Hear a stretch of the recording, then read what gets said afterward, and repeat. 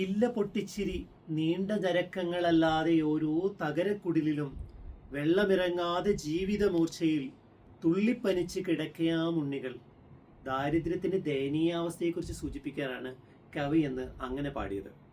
ദാരിദ്ര്യത്തിൽ ജീവിക്കുന്ന ആളുകളിൽ ഗില്ലൻ ബാരി സിൻഡ്രോം എന്ന നാഡികളെ ബാധിക്കുന്ന ഗുരുതരമായ രോഗാവസ്ഥ ഉണ്ടാവാൻ നല്ല സാധ്യതയുണ്ട്. ഈയിടെ മഹാരാഷ്ട്രയിൽ മലിനജലം കുടിച്ചത് മൂലം നൂറുകണക്കിന് ആളുകൾക്ക് ഗില്ലൻ ബാരി സിൻഡ്രോം പൊട്ടിപ്പുറപ്പെടുകയുണ്ടായി. അതിന്റെ കാരണം കാംപെലോബാക്ടർ ജെജുനി എന്ന ബാക്ടീരിയ ബാധ മൂലമോ അല്ലെങ്കിൽ വൈറസ് ബാധ മൂലമോ ആണ് എന്നാണ് പഠനങ്ങൾ തെളിയിച്ചത്.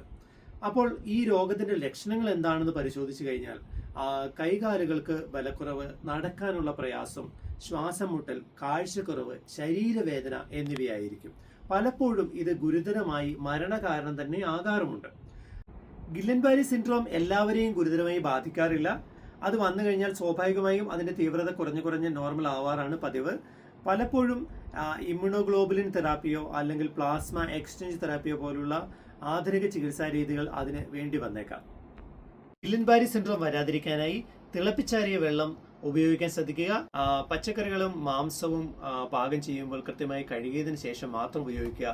ഈ കാര്യങ്ങൾ ഒരു പരിധിവരെ ഗില്ലൻ ബാരി സിൻഡ്രോമിനെ തടഞ്ഞു നിർത്താൻ നമ്മളെ സഹായിക്കാറുണ്ട്.